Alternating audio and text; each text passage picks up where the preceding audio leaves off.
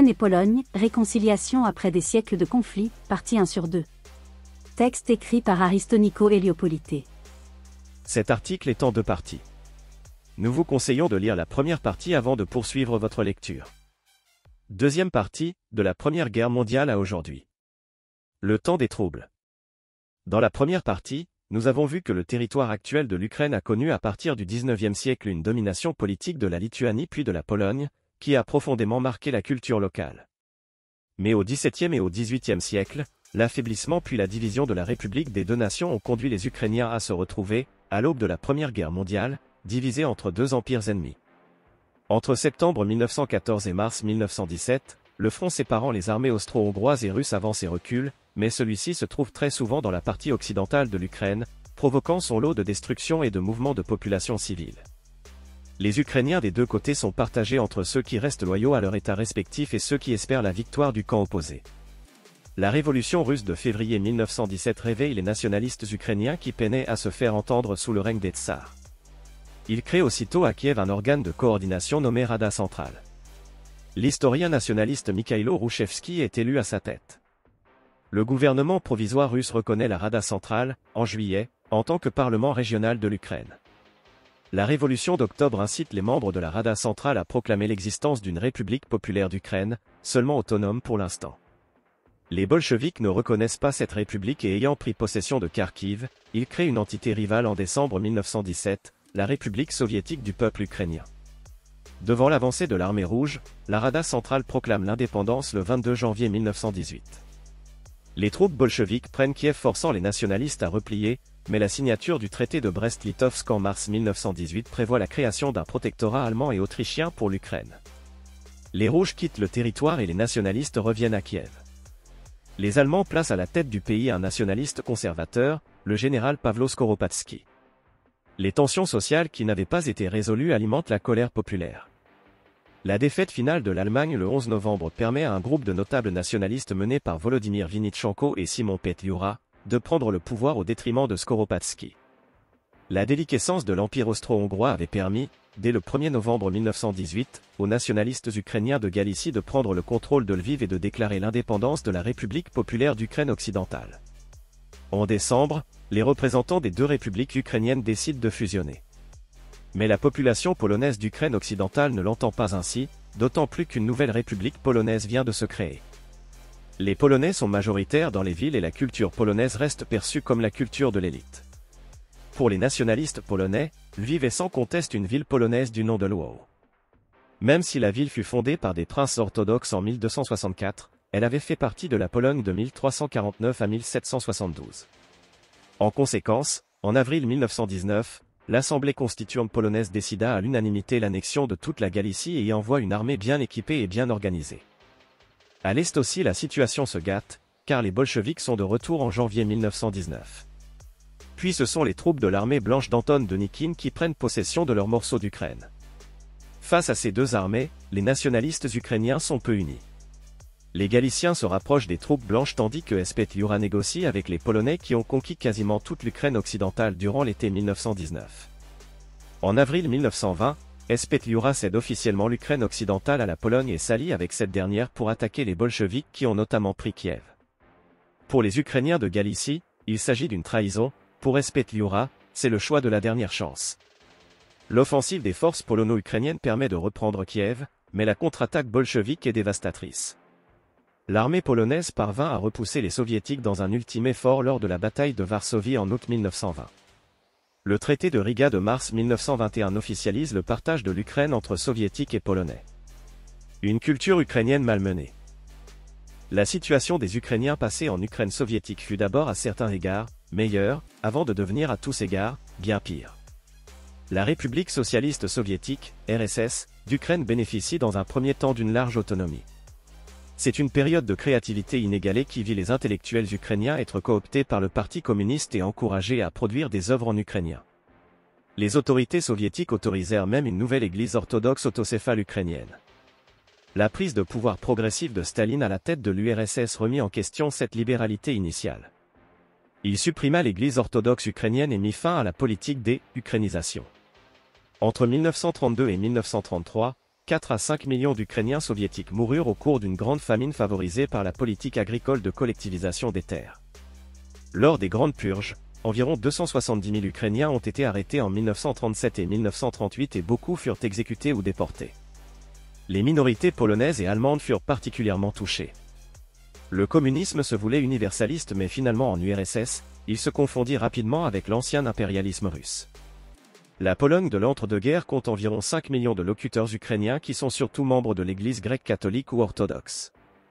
Paradoxalement, le nationalisme polonais moderne nourrit idéologiquement le nationalisme ukrainien car il met l'ethnie et la culture au centre de la fondation de l'État-nation. Le choc entre nationalistes polonais et ukrainiens était inévitable. Dans l'objectif de « poloniser » la minorité ukrainienne, le gouvernement instaure la « Lex Grabski » en 1924 qui remplaçait les écoles de langue ukrainienne par des écoles bilingues où le polonais jouait un rôle important. Cette politique assimilatrice est remise en question avec le coup d'État de Józef Pilsudski en 1926. Ce dernier fait partie de cette ancienne génération de Polonais encore attachés au modèle fédéraliste de la République des deux nations. Pour lui, l'accent doit être mis sur la fidélité à l'État et non pas sur l'assimilation culturelle. Si certains partis politiques ukrainiens participent aux élections, pour beaucoup de nationalistes ukrainiens, toute participation à la vie publique polonaise est inenvisageable. Les plus déterminés fondent l'Organisation des nationalistes ukrainiens, l'OUN, à Vienne en 1929. Ces meneurs sont des Ukrainiens de Galicie vétérans de la guerre polono-ukrainienne. L'OUN s'organise clandestinement et prône l'action violente afin d'unir tous les territoires ukrainiens en un seul pays. L'organisation est surtout active en Pologne où elle s'attaque aux Ukrainiens qui participent à la vie civique polonaise et aux fonctionnaires polonais. Si les nationalistes ukrainiens sont bien implantés en Galicie, ce fut pendant longtemps beaucoup moins le cas en Volhynie polonaise.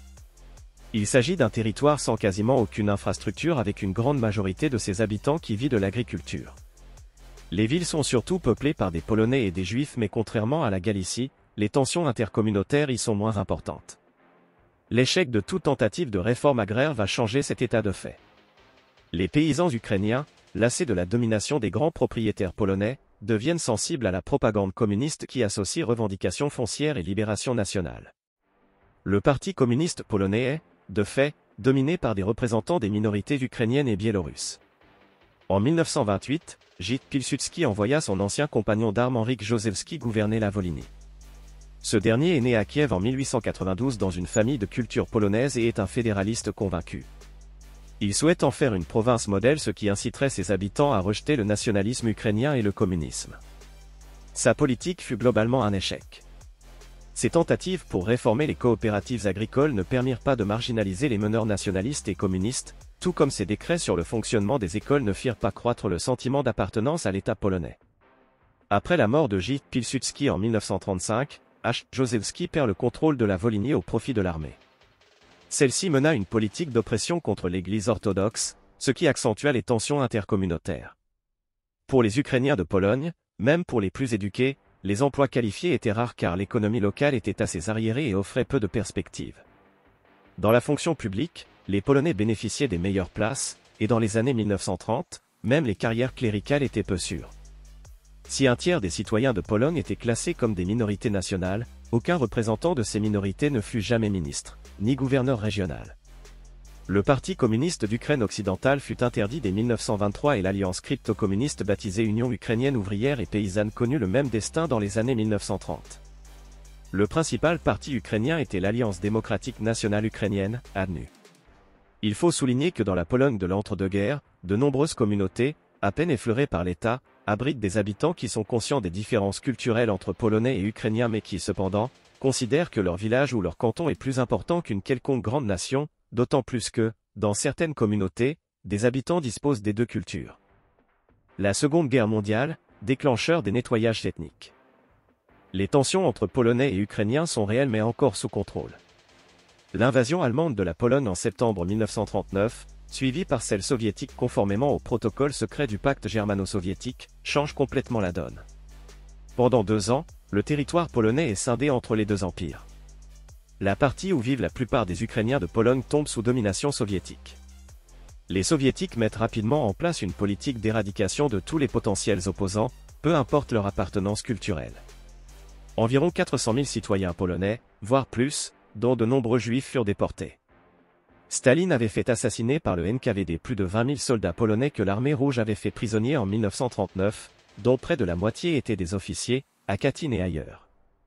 Certains Ukrainiens assistent alors les soviétiques dans la répression de l'élite polonaise car ceux-ci associaient lutte nationale et lutte sociale. Cependant, les soviétiques s'attaquent rapidement par la suite aux nationalistes ukrainiens également.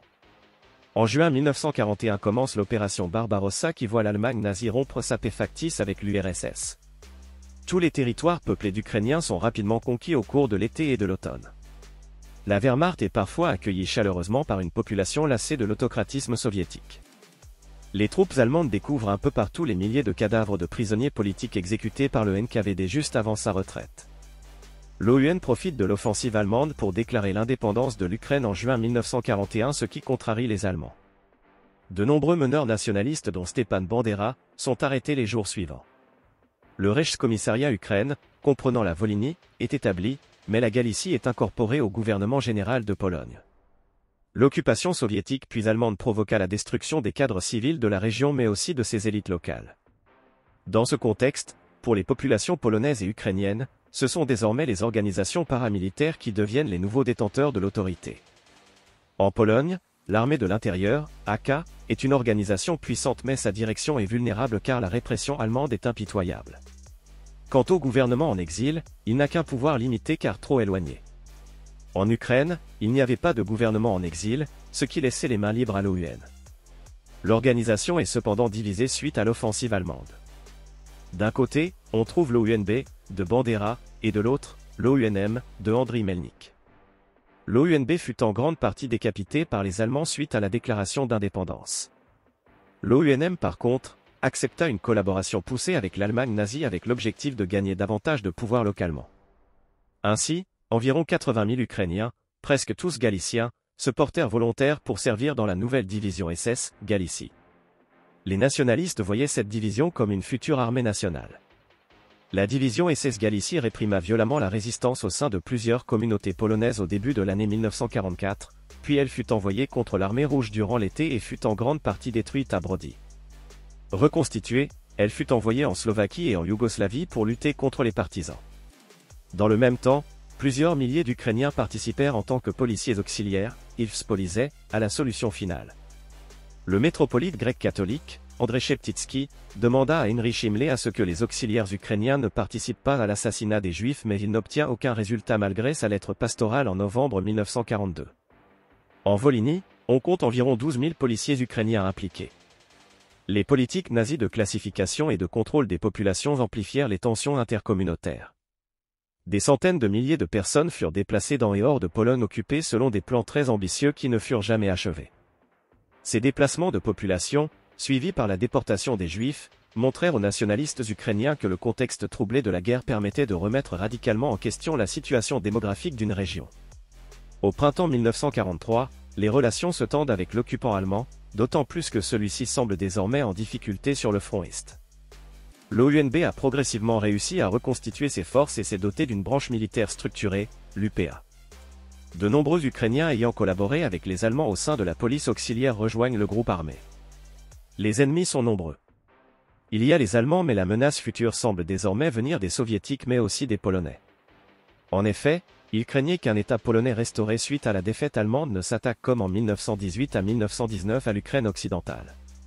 Cela est d'autant plus compréhensible que le gouvernement polonais en exil, comme l'AK, ne cache pas leur intention de reformer la Pologne dans ses frontières de l'entre-deux-guerres.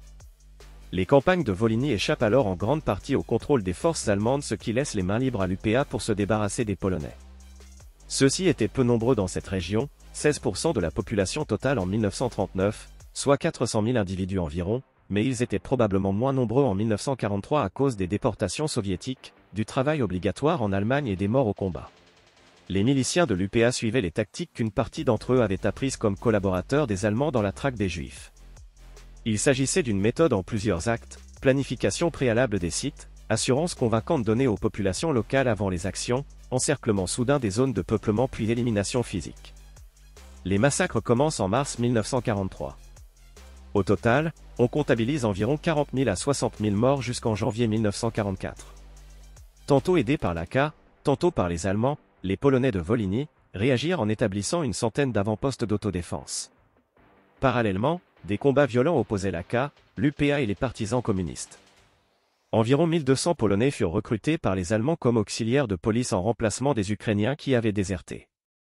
Ces unités de police se montrèrent souvent très brutales contre les Ukrainiens en Volhynie avec l'aval des Allemands dont la politique consistait à s'attaquer à la famille ou au village de l'agent ayant fait défection. Il y aurait eu environ 10 000 Ukrainiens tués entre 1943 et 1944. Pour l'UPA, la collaboration des policiers polonais est un argument supplémentaire pour justifier les actions de nettoyage ethnique commanditées au printemps. Le gouvernement polonais en exil est fortement gêné par cette collaboration et suite à sa pression, l'AK, en juillet 1943, demande à tous les Polonais de Volhynie et de Galicie de se placer uniquement sous son commandement pour lutter contre l'UPA, mais, en même temps, l'AK tente de se concilier les Ukrainiens en appelant à l'indépendance d'un État ukrainien dans les frontières de la RSS d'Ukraine de l'entre-deux-guerres. Cette déclaration n'eut aucun effet sur l'UPA qui reprit les massacres au début de l'année 1944. L'UPA étend ses actions à la Galicie à partir de la fin de l'année 1943. Les milices polonaises sont désormais mieux organisées et elles attaquent à leur tour les communautés ukrainiennes au printemps 1944. En Galicie, il y aurait eu environ 25 000 civils polonais assassinés. Les affrontements entre l'UPA et l'AK deviennent majeurs au printemps 1944 lorsque l'arrivée de l'armée rouge devient imminente. Pour les soviétiques, ces deux groupes nationalistes doivent être neutralisés.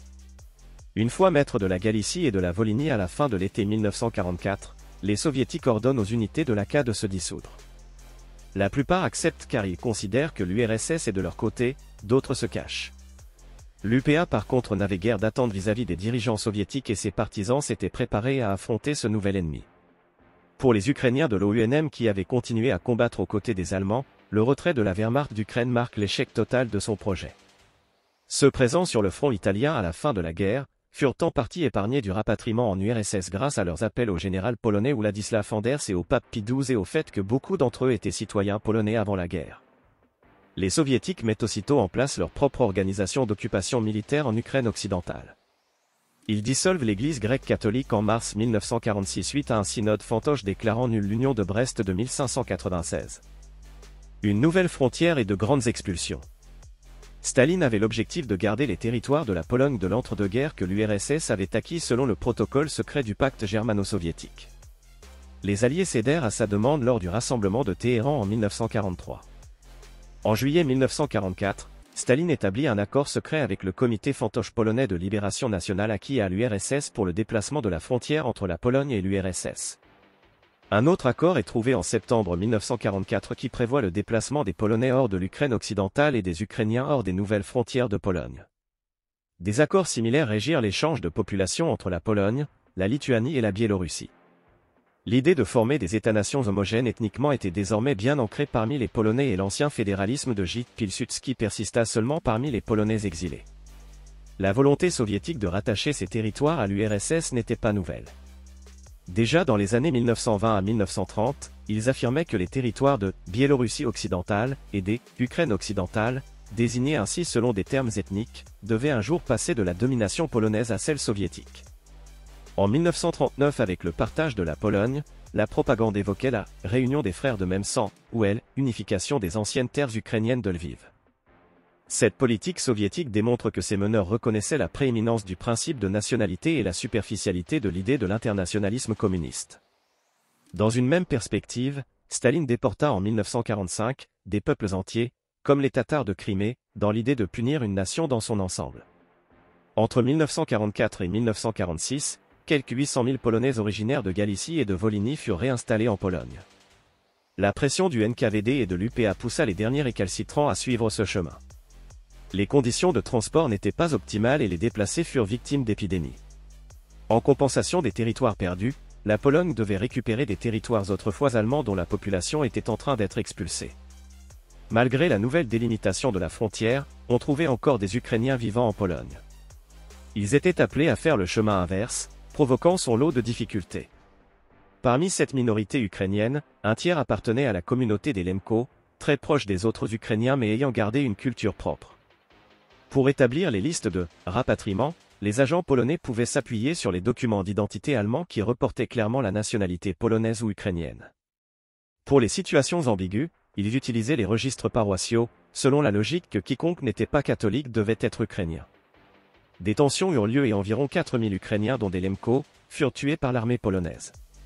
D'octobre 1944 à juin 1946, un peu plus de 480 000 Ukrainiens furent expulsés vers l'Ukraine soviétique. À l'été 1946, les Soviétiques ordonnèrent la fin des expulsions, bien qu'il restât encore environ 200 000 Ukrainiens en Pologne. Pour l'UPA, cette nouvelle frontière n'est pas totalement satisfaisante et ses dirigeants entendent bien s'opposer aux opérations d'expulsion. Les miliciens s'attaquèrent aux registres paroissiaux et continuèrent leur guérilla contre les troupes polonaises.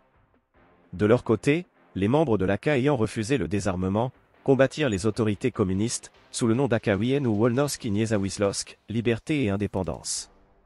Ils conclurent une trêve au printemps 1945 avec l'UPA, leur situation respective étant assez difficile. Lorsque le 28 mars 1947, l'UPA assassina le vice-ministre polonais de la Défense, Karol Swierczewski, le politburo polonais ordonne la réinstallation des Ukrainiens toujours dans le sud-est de la Pologne, dans les territoires récupérés à l'Allemagne, ce fut Opération Vistule. Durant les 4 mois qui suivirent, le groupe opérationnel déplaça par la force quelques 140 000 Ukrainiens du sud-est vers le nord et l'ouest de la Pologne. Seuls, peut-être 30 000 à 50 000 Ukrainiens et Lemko échappèrent à la relocalisation, en soudoyant les fonctionnaires, en se cachant, en se déclarant polonais ou en bénéficiant d'une protection par leur emploi. Ces réinstallations vinrent à bout de l'UPA en Pologne mais les miliciens continuèrent le combat en Ukraine soviétique jusqu'au début des années 1950. Les nettoyages ethniques de part et d'autre mirent un terme à des siècles de peuplement mixte en Ukraine occidentale. Désormais dans ce territoire, la minorité la plus importante était la minorité russe et le russe devint la langue du pouvoir et de la culture. Dans la Volhynie anciennement polonaise, il ne restait que 7000 Polonais, contre 400 000 avant 1939 et en Galicie, il restait 150 000 Polonais contre 1 800 000 avant 1939. En Pologne, il reste 30 000 Ukrainiens dans le sud-est contre 600 000 avant 1939. À cela, il faut ajouter la disparition de près de 90% des Juifs dans ces deux territoires. Les déplacés ukrainiens gardent un bon souvenir de l'UPA, perçue comme l'organisation qui les a défendus.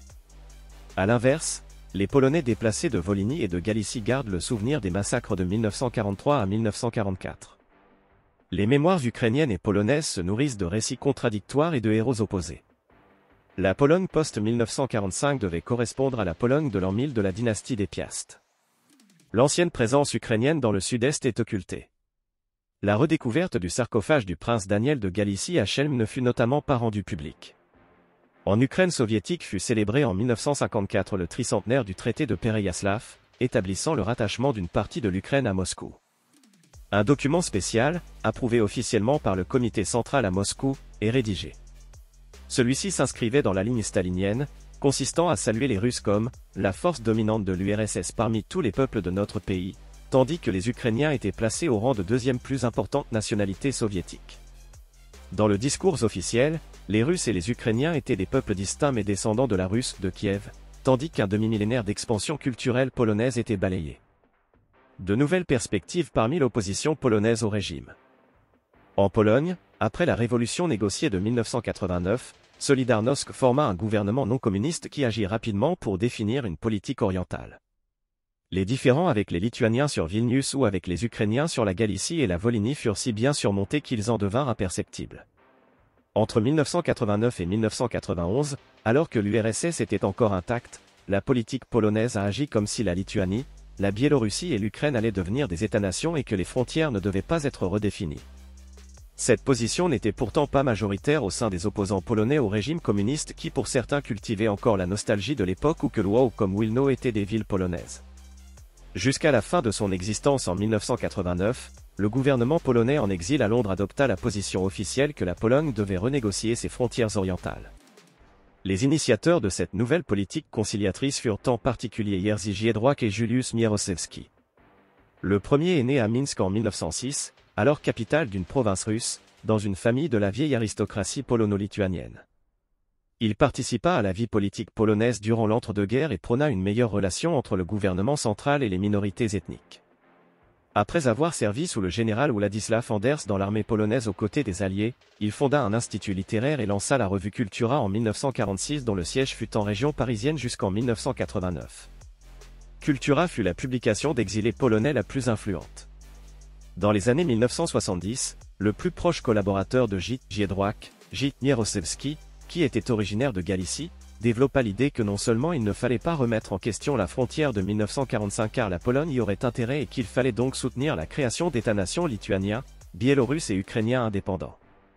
Il pressentait que c'est ce qui allait arriver dans un avenir proche avec un inévitable effondrement de l'URSS et l'avenir lui donna raison. Parmi l'opposition interne, cette position gagne également du terrain. Dès les années 1970, le PPN, mouvement indépendantiste polonais, publia un programme dont la politique orientale était directement inspirée de Kultura, tandis que le KOR, Comité de défense des ouvriers, publia dans un de ses bulletins, une lettre sur la réconciliation avec l'Ukraine. Certains clercs catholiques, comme Karol Wojtyła ou Jean Zieja, répandaient les idées de co-responsabilité pour les conflits orientaux du passé et la nécessité d'une réconciliation avec les voisins orientaux. Le syndicat de masse Solidarność adopta à son tour la position de Kultura. Même les nationalistes durs du KPN soutenaient la création d'une coalition des États-nations de Pologne, de Lituanie, de Biélorussie et d'Ukraine. La Pologne entre 1989 et 1991 mena donc une diplomatie des « deux voies » qui consistait à discuter autant avec les dirigeants de l'URSS qu'avec les dirigeants des RSS voisines. Elle agit ainsi comme si les RSS étaient des sujets de droit international à part entière, dignes de préoccupations d'égalité éthique ou juridique. Il s'agissait du seul pays à agir ainsi. Il y avait une base juridique incontestable pour ses contacts avec les RSS. L'URSS était après tout un État de nationalité divisé en unités territoriales nommées d'après des nations reconnues sur les papiers d'identité, en accord avec la constitution soviétique. La Pologne fut encore plus audacieuse en discutant ouvertement avec les oppositions des RSS, en particulier en Ukraine avec la première organisation politique non communiste créée en septembre 1989, le RUK, Mouvement populaire pour la perestroïka. Une délégation de Solidarność assista à son congrès fondateur. Si la mémoire des massacres est toujours vive, chacun des deux pays a régulièrement essayé de faire un petit pas en direction de la réconciliation. Le Sénat polonais présenta des excuses en août 1990 pour les opérations d'expulsion. Mais les parlementaires polonais attendirent en vain une démarche similaire de leurs confrères ukrainiens concernant les massacres commis par l'UPA. Il était plus compliqué pour un État de présenter des excuses pour les actes commis par une armée de partisans. À Kiev en octobre 1990, le ministre des Affaires étrangères polonais, Krzysztof Skubiszewski signa avec son homologue, Anatoly Zlenko, une déclaration d'État à État qui incluait un pacte de non-agression, l'acceptation des frontières existantes et la reconnaissance des droits culturels des minorités des deux bords. Suite à la tentative ratée de coup d'État à Moscou d'opposants à Mikhaïl Gorbatchev, le Parlement de la RSS d'Ukraine vota à l'écrasante majorité, le 24 août 1991, l'indépendance du territoire, malgré l'hostilité du gouvernement américain. Le 1er décembre 1991, le peuple ukrainien vote en faveur de l'indépendance à une très grande majorité et cela dans toutes les régions du pays. La Pologne fut le premier État à reconnaître cette indépendance. On peut considérer que c'est grâce à l'influence polonaise et sa démarche pacifiste que les nationalistes ukrainiens ont privilégié une vision plus apaisée du nationalisme ukrainien. Le RUK put compter sur le soutien d'une partie des communistes ukrainiens et en particulier du président du Soviet suprême ukrainien, Leonid Kravchuk. Si la politique polonaise avait été différente, les communistes conservateurs auraient bénéficié d'un puissant argument pour s'opposer à l'indépendance, la nécessité du soutien de Moscou contre Varsovie. Un partenariat fragile mais qui dure. Le 8 décembre 1991, dans un ancien pavillon de chasse des grands-ducs lituaniens dans la forêt de Bialowieza en polonais, en Biélorussie, les dirigeants biélorusses, russes et ukrainiens mirent un terme à l'URSS suite au refus du président ukrainien, Kravchuk de signer un nouveau traité d'union. Pour Boris Yeltsin, une union sans l'Ukraine n'avait pas lieu d'être. Comprenant que l'URSS était morte, M. Gorbatchev annonça sa démission le 25 décembre 1991. Pour voir ce qu'il y avait de spécial dans la politique polonaise, il peut être utile de la comparer aux autres politiques étrangères de l'époque dans les pays anciennement communistes. La Pologne considérait que les droits des minorités, comme ceux des Polonais d'Ukraine ou de Lituanie, devaient être accordés par les pays où ces minorités résidaient, évitant ainsi les contestations des frontières établies ou les tentatives d'intervention dans les pays tiers. Cette politique contrastait avec le gouvernement hongrois qui étendait sa communauté politique aux minorités magyares des pays voisins ou encore avec les communistes nationalistes serbes qui, au nom de la Grande Serbie, sont en grande partie responsables de la guerre de Yougoslavie. La Russie n'a pas non plus appliqué cette règle en soutenant l'indépendance de la Transnistrie en Moldavie et en remettant en cause dès l'époque d'Yeltsin les frontières de l'Ukraine. Le traité polono-ukrainien de mai 1992 confirme les dispositions du traité d'octobre 1990, il officialise la reconnaissance de leurs frontières communes et établit un ensemble d'accords sur leurs relations de bon voisinage et de coopération.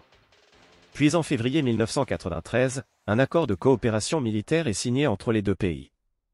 Au printemps 1997, les présidents polonais Aleksander Kwaśniewski et ukrainien Leonid Kuchma entérinent la réconciliation historique formelle entre les deux pays avec une déclaration conjointe qui énumérait les torts causés par chaque nation à l'autre.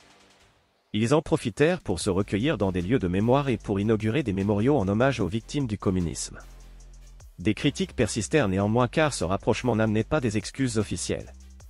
L'Union mondiale des soldats de l'AKA et l'Union des Ukrainiens de Pologne entreprirent de recruter chacun de leur côté des historiens qui leur étaient favorables afin de rédiger des livres d'histoire sur le sujet. Des colloques communs eurent lieu et les textes des deux organisations étaient comparés afin d'aboutir à une déclaration commune. Les deux pays se rapprochèrent aussi progressivement de l'OTAN et de l'UE. Néanmoins, seule la Pologne intégra les deux organisations, respectivement en 1999 et en 2004. L'Ukraine se contentant d'accords la laissant à chaque fois dans l'antichambre de ces organisations. Lors des élections présidentielles ukrainiennes de 2004, l'élection fut soupçonnée d'avoir été truquée au profit de Viktor Yanukovych tandis que son concurrent, Viktor Yushchenko, est empoisonné. Les protestataires se rassemblent place Maïdan, c'est le début de la révolution orange. La Pologne joua un rôle décisif, son président Kwaśniewski réussit à convaincre le président sortant, Kuchma d'apporter son soutien à la décision de la Cour constitutionnelle qui prévoyait d'annuler les résultats officiels d'élections jugées frauduleuses. Le 26 décembre de nouvelles élections ont lieu et Yushchenko l'emporte. De nouveau, à l'hiver 2013 à 2014, la Pologne soutint les opposants à la politique de Yanukovych, rassemblés place Maïdan. Celui-ci, élu en 2010, avait renoncé à la dernière minute à la signature d'un nouvel accord d'association avec l'UE. La pression internationale avait incité le Parlement ukrainien à demander le gouvernement à cesser de recourir à la violence contre les manifestants. Estimant que la justice de son pays pouvait lui demander des comptes pour sa politique, Yanukovych s'enfuit du pays ce qui entraîne le vote de sa destitution par le Parlement en février 2014. Le soutien de la Pologne au nouveau gouvernement de Petro Poroshenko n'effaça cependant pas ces vieilles questions mémorielles de ressurgir de temps en temps. Les lois ukrainiennes de décommunisation adoptées en 2015 provoquèrent ainsi quelques contestations en Pologne à cause de la valorisation de l'UPA. En réaction, l'Assemblée polonaise adopta en juillet 2016 une journée nationale de commémoration des victimes du génocide des Polonais en Volhynie et en Galicie. Une loi polonaise de 2018 sur le rôle de l'Institut du Souvenir National remet à l'ordre du jour la dénonciation des crimes de l'UPA alors qu'en Ukraine, les exhumations des fosses communes de cadavres de civils polonais avaient été stoppées en 2017. Néanmoins, depuis le début de l'invasion russe, la Pologne fut un des principaux soutiens de l'Ukraine. Les gouvernements des deux pays semblent être prêts à continuer sur la voie de la réconciliation comme lors de cet hommage rendu par les deux chefs d'État en juillet 2023 aux victimes des massacres de 1943 à 1944. Espérons que Polonais et Ukrainiens sauront surmonter leurs divergences pour mieux construire l'Europe des peuples et des libertés de demain.